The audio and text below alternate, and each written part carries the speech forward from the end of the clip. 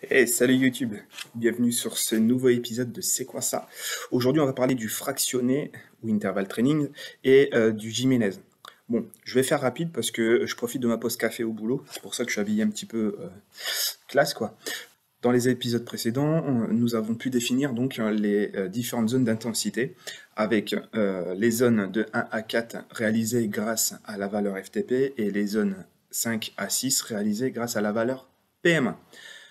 Une fois qu'on connaît ces zones-là, la question qui vient naturellement, c'est qu'est-ce qu'on en fait, comment on progresse dans les différentes zones.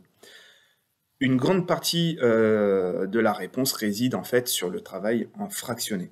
En effet, un des facteurs qui a contribué ces dernières années à l'amélioration des performances et à de nouveaux records en cyclisme a été le perfectionnement des techniques d'entraînement et l'apport des méthodes à partir de l'entraînement en intervalle.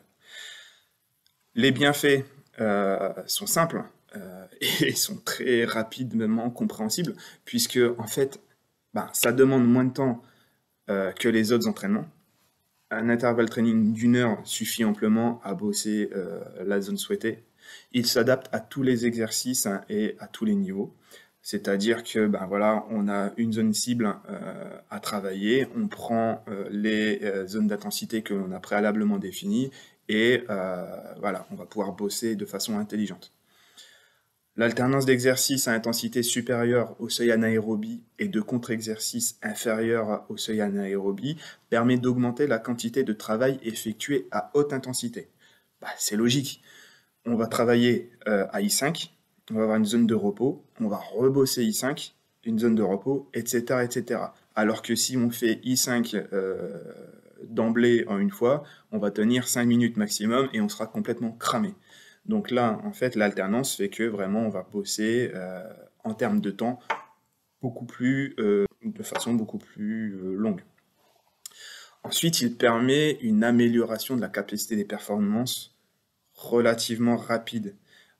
C'est clair que par rapport à un entraînement qui serait basé exclusivement sur l'endurance ou un petit peu au feeling, là, on va travailler vraiment de façon qualitative et on va vraiment avoir noté une progression vraiment très importante.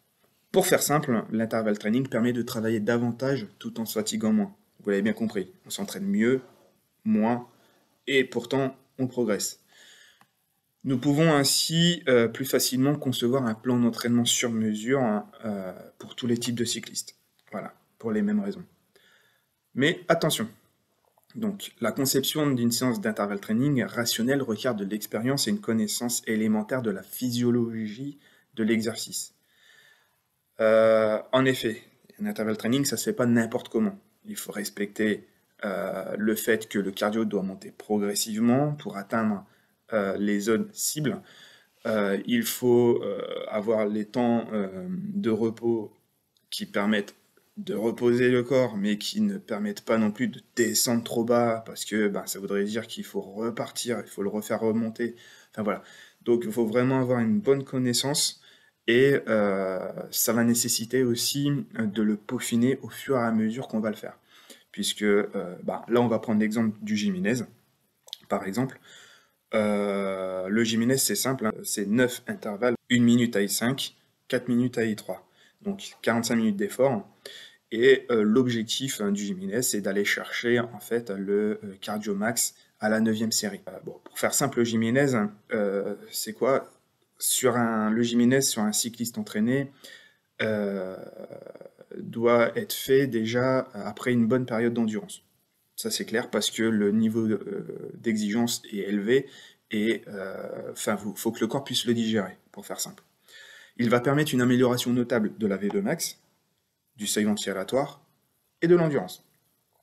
À raison de 2 séances par semaine pendant 4 à 6 semaines, on va pouvoir avoir une augmentation notable de la performance.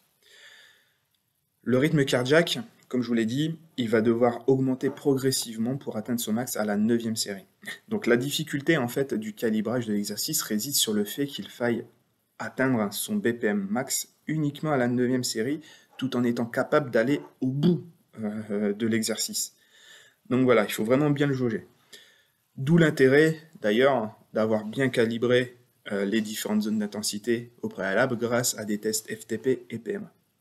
Bon, trêve de blabla, ce que je vous propose, c'est qu'on regarde ma première séance, comment elle a été conduite, et on va pouvoir voir que à la fin de la séance, il va me manquer 3-4 battements pour atteindre mon max.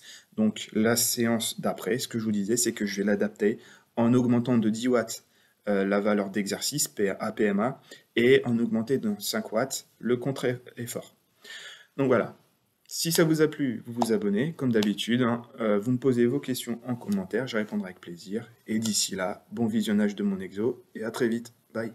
Allez, c'est parti. Dans 1 minute.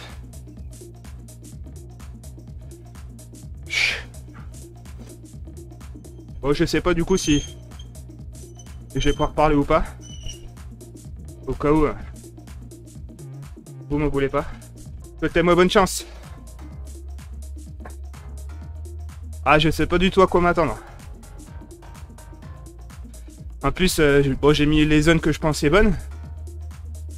Mais on verra. Allez, c'est parti. Dès que je serai au-dessus de 175 BPM, ça voudra dire que je suis à bloc. Bon, normalement, les 4-5 premières séries, elles doivent être assez simples. Je me suis laissé entendre.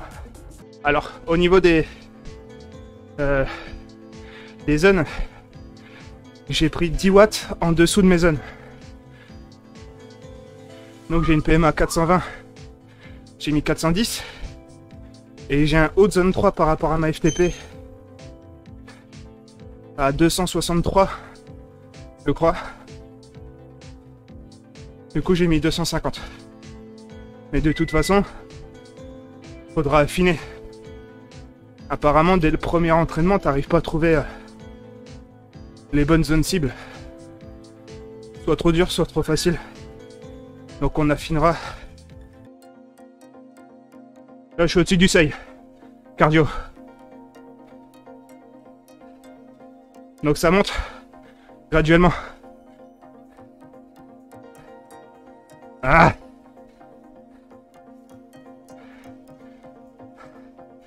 Ah, ça pique. Ouh. Dans la zone d'effort, je monte à 180 battements. Donc on va voir à la fin à combien je monte. Si je monte à 185, ça veut dire que j'ai encore 8-9 battements à aller chercher. Donc je pourrais monter à 420. Et si je vois que mon cardio descend trop dans la zone de repos, j'irai rajouter 10, 15, 20 watts. Et on verra la fois d'après. Putain, c'est dur. C'est des cuisses carbo.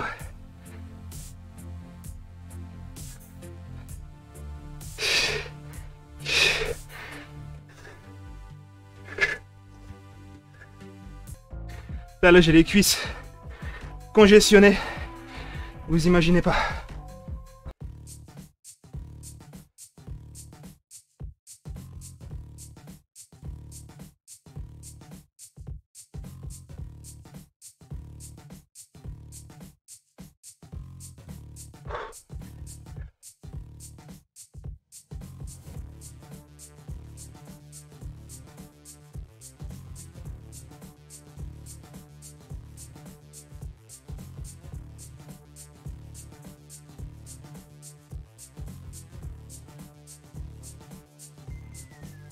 Ah.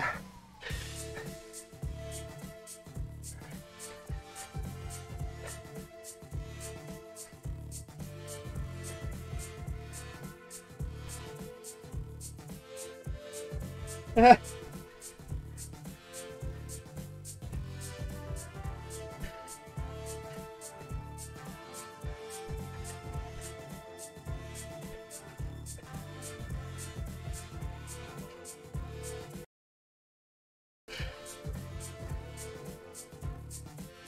Ah. Ah.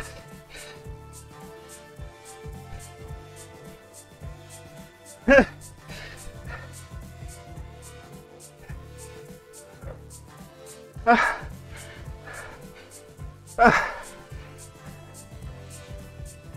attends. J'arrive plus à pédaler. C'est dur en fait, là c'est pas une récup. Une série en plus, je crois pas que je l'ai fait. C'est bien calibré, 9. Bravo, monsieur Jiménez.